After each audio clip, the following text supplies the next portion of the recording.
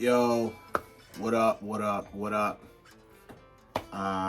It's Rayhano, Ray Nitty, wherever you know me as. I'm here today just to be honest, be vulnerable,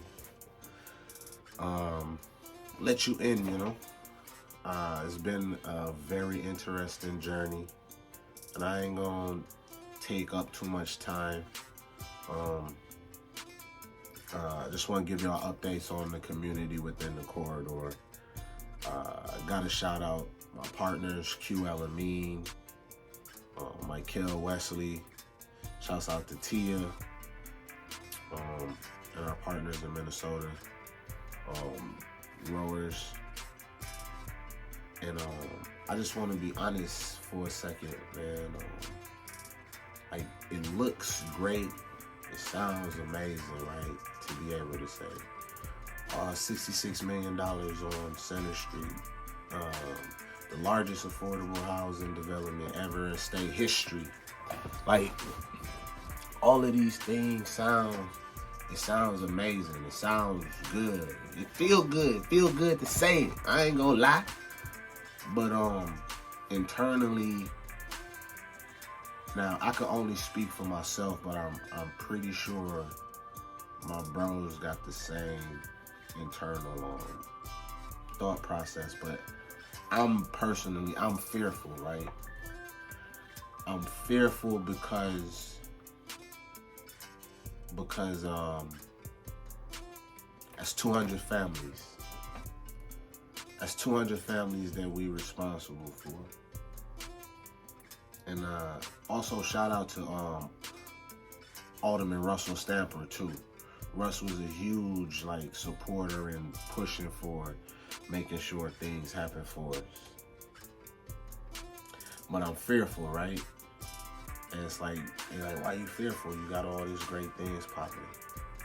And they say, to whom much is given, much is expected.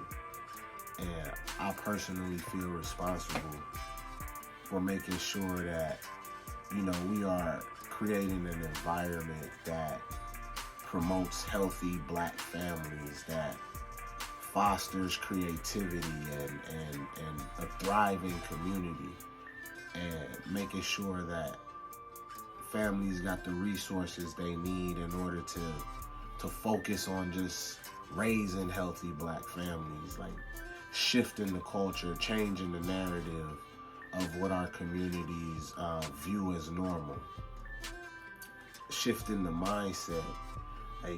We shouldn't be accustomed to hearing gunshots. That shouldn't be our norm. So I'm fearful, y'all, if I could be honest. I'm trying to figure out things like, how do we get 200 mentors for those families to make sure that young men have great figures in their lives that could help them. And not saying that they don't have within the household, because they may already do. But some that may not, those that may need, we want to be able to provide that type of resource for.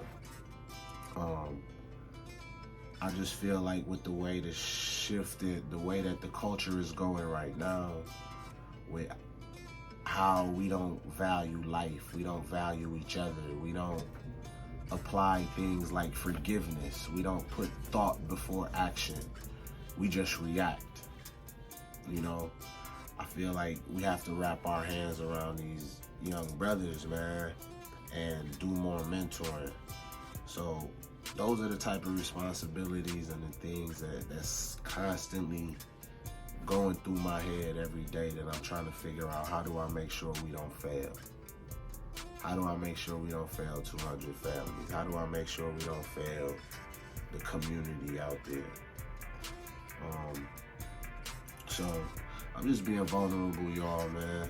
Letting y'all know that it looked good, but it's stressful. And then to still feel invisible, if I could say that. And I'm gonna leave that open-ended, and I'm not gonna go too deep.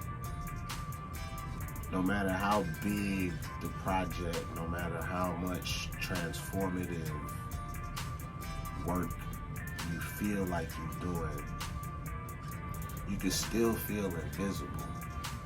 You can still feel like, damn, like unsupported. But